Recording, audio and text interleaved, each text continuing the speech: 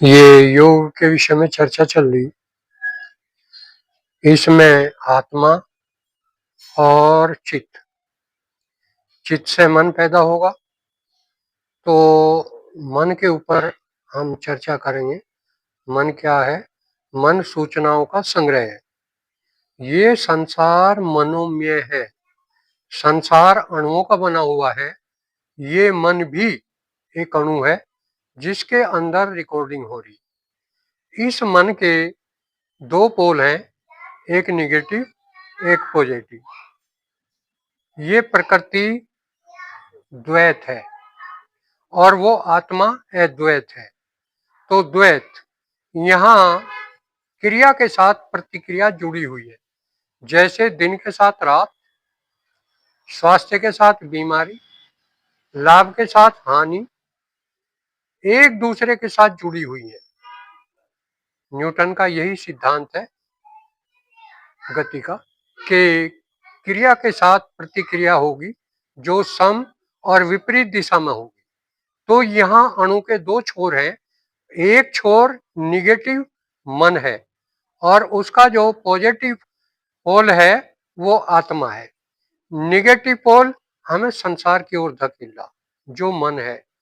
ये विकर्षण शक्ति है जो संसार की ओर ले जा रही, और जो बुद्धि है वो पॉजिटिव पोल है, वो हमें उस ब्रह्मांडीय चेतना की ओर ले जा रहा जहां से हम आए थे।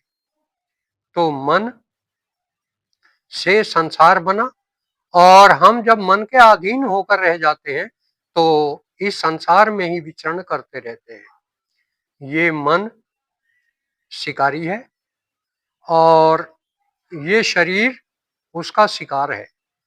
ये शिकारी बंधनों में फंसा के, मन के बंधन, मन हमें संसार में बांध देता है। हमारे बंधन संसार के प्रति हो जाते हैं और हम जाल में फंस जाते हैं और सारा जीवन उसी में काट देते हैं। आत्मा अपना शासन चाहता है, लेकिन मन उसको छोड़ने के लिए तैयार नहीं। अगर मन का अधिकार हो गया तो वो अपने राज्य को कभी छोड़ने के लिए तैयार नहीं होगा। विभिन्न तरह के तर्क वितर्क करता रहेगा और हमें उस बंधन में बांधे रखता है। जो महाभारत है, जो रामायण है, वो ये द्वंद्व ही है। इसमें रावण ये मन है। मन की 5 ज्ञानेंद्री और 5 कर्मेंद्री इसके अधीन है। यही रावण के 10 सिर है और वो मन है, वो नाभि है। इसके अगर एक सिर को काटते हैं तो वो फिर पैदा होता है। किसी आदत को हम कुछ समय के लिए छोड़ दें, हम सोचें कि आज के बाद बीड़ी नहीं पिएंगे, लेकिन वो कुछ समय बाद वो आदत फिर उभर कर सामने आ जाती है और फिर हम उसी काम को करने लगते हैं। तो ये मन, अगर इसको काटने की भी कोशिश करते हैं तो ये फिर पैदा हो जाता है, फिर पैदा हो जाता है।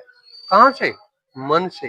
तो जब तक हम मन को समाप्त नहीं करेंगे, इसकी नाभि में तीर नहीं मारेंगे, इस रावण का वध नहीं होगा। ये सोने की लंका बनाता रहेगा और ये संसार के भोग करता रहेगा। इसमें राम आत्मा है और रावण ये मन है। महाभारत, धृतराष्ट्र अंधा है, राज्य के ऊपर शासन कर रहा और उसको छोड़ने को तैयार नहीं है। भगवान श्री कृष्ण प्रस्ताव लेकर आते हैं कि भाई उनका राज्य बांट दो, लेकिन दुर्योधन कहता है नहीं, मैं राज्य नहीं दूंगा। आखिर में भगवान श्री कृष्ण कहते हैं कि उनको 5 गांव दे दो आप, ताकि वे अपना जीवन गुजार सके। लेकिन दुर्योधन कहता है मैं एक सुई की नोक के बराबर भी राज्य नहीं दूंगा। वो अपना अधिकार नहीं छोड़ना चाह रहा। तो इसमें ये मन अंधा है और ये हमारे ऊपर शासन कर रहा है। तो इस मन के बंधन है, जब तक हम उन बंधनों में बंधे रहेंगे, उस जाल में फंसे रहेंगे, तो ये हमारा शिकार करेगा और शिकार करने के बाद फिर हम अगला जन्म लेंगे। अगले जन्म में फिर हमें उन्हीं बंधनों में बांध लेगा, फिर हमारा शिकार कर लेगा, फिर अगला जन्म लेगा। तो ये शिकारी है, जो लगातार शिकार की तलाश में है और उसको जाल में फंसा लेता है। ये जाल मन के बंधन है जो हमें संसार से बांधते हैं। तो मन के बंधन क्या हैं? सबसे पहले घृणा। घृणा तेजाब है, जिस शरीर के ऊपर पड़ेगा उसी को फूंक देगा। जैसे ही घृणा पैदा होगी, हमारे अंदर टॉक्सिन की बरसात हो जाए और दुख पैदा हो जाए। तो घृणा हम लगातार करते रहें और प्यार को नहीं समझते। हम प्यार को केवल अपने तक ही सीमित रखना चाहते हैं, जबकि प्यार हम अपने साथ साथ दूसरों से भी करना सीखें। प्यार ही वो रास्ता है जिसके द्वारा हम इस घृणा का बंधन काट सकते हैं। जब तक घृणा रहेगी, हमारी संसार की यात्रा चलती रहेगी। जिससे भी हम घृणा करेंगे वो हमारे साथ रहेगा। जब तक उस घृणा को हम प्यार में नहीं बदल सकते, तो ये संसार की यात्रा हमारी साथ चलेगी। और जिससे हम घृणा करते हैं, अगले जन्म में भी हमारे वो साथ मिलेगा। तो जब तक हम इसको प्यार में नहीं बदल सकते, तब तक ये घृणा हमें संसार के बंधन में बांधे ही रहेगी। दूसरा है लज्जा। जो गलत कार्य करते हैं तो वो हम छुप कर करते हैं। हम सोचते हैं इसका किसी को पता न चल जाए। तो लज्जा हमें नीचे की ओर गिराती है। हम संसार में सारे गलत काम छुप कर करते हैं कि इसका किसी को पता नहीं चल जाए। इस पर हम ध्यान रखें कि कौन से काम ऐसे हैं जिनमें हमें लज्जा महसूस होती है, तो उन कार्यों को हम करना छोड़ दें। श्री युक्तेश्वर जी समझाते हैं कि किसका अतीत ऐसा नहीं है जो खराब हो, लेकिन हम उसको अब बदल दें। उसकी जगह हम अच्छे से अच्छे कार्य करते रहें और वो कार्य करते रहें जिसे देखकर दूसरे भी खुश हों कि हाँ भाई बहुत अच्छा कार्य करा। वो कार्य हम कदापि ना करें जिससे हमें लज्जा महसूस हो और उस काम को हम छुप कर करें। इसका मतलब वो काम गलत है और हमें कभी नहीं करना चाहिए। वो हमें संसार के बंधन में बांधे ही रहेगा।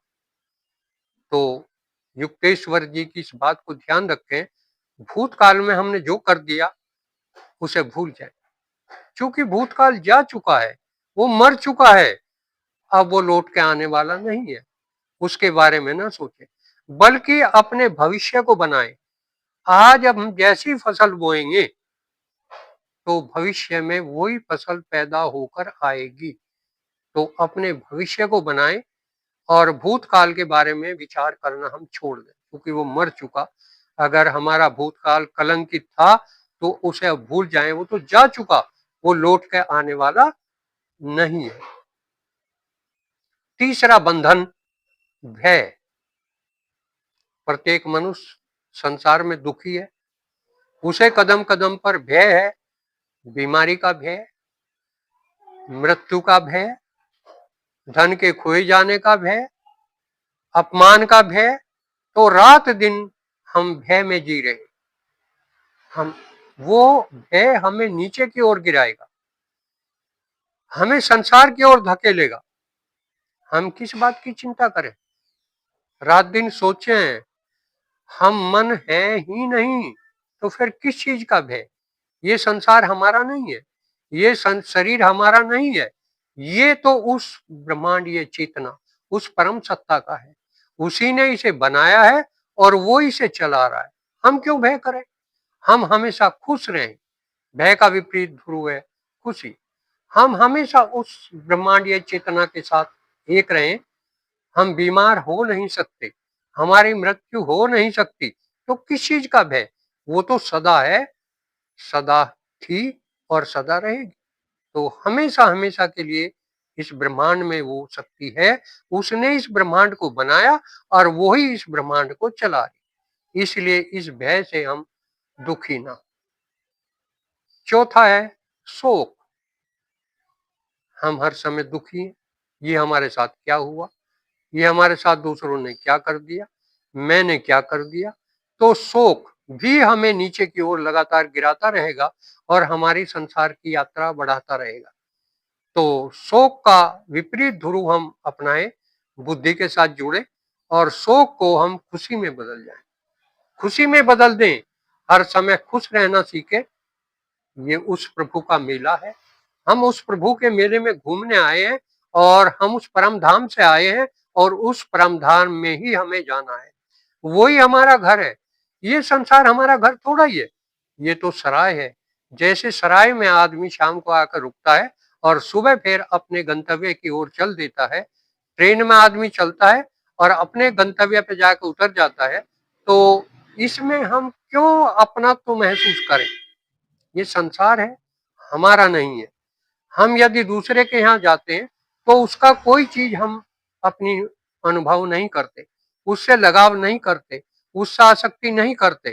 तो यही हम अपने घर में रह के, अपने वातावरण में रह के, अपनी संगत में रह के रात और दिन हम यही चिंतन करें कि हम उस परमात्मा के मेले को देखने के लिए आए हैं, मेले को खुशी खुशी देखें और इस मेले को देखकर फिर हम अपने परम धाम में चले जाएं। हमारा घर तो परम धाम है। पांचवा, निंदा, दूसरों की निंदा। हम ज्यादातर अपने को नहीं देखते और दूसरों की निंदा करते रहते हैं, दूसरों की बुराई करते रहते हैं। हम ये भूल जाते हैं कि हम दूसरों में वही चीज देखते हैं जो हमारे अंदर है। हम चोर हैं तो हमें सब चोर ही दिखाई देंगे, हम बेईमान हैं तो हमें सब बेईमान ही दिखाई देंगे। जो गुण हमारे अंदर है वही गुण हम दूसरों को देख रहे हैं और हम लगातार दूसरों की निंदा करते रहते हैं। उसने ये गलत काम कर दिया, उसने झूठ बोल दिया, उसने चोरी कर ली, उसने बेईमाना कर दिया, लेकिन हम अपने आप को कभी नहीं देखते। अपने जितने भी दुर्गुण हैं, अगर हमारे वे दूर हो जाएं तो हमें संसार के सभी प्राणी उसी रूप में दिखाई देंगे जिस रूप में हम हैं। तो दूसरों की आलोचना कभी न करें, दूसरों की बुराई कभी न देखें। रेत के अंदर चीनी पड़ी हुई है, चींटी उसमें से चीनी चुग लेगी और रेत को छूने की उसमें से सारी चीनी चुग कर ले जाएगी। तो हम भी दूसरों में केवल अच्छाई देखें और उन अच्छाइयों को अपने अंदर लें, उतारें अपने जीवन में। दूसरों की बुराई कभी न करें, बल्कि दूसरों की प्रशंसा, दूसरों की बड़ाई और दूसरों के अंदर अच्छे गुण देखें। हमेशा ध्यान रहे कि हम ऐसे लोगों की संगत में न रहें कभी जो दूसरों की बुराई करते हैं।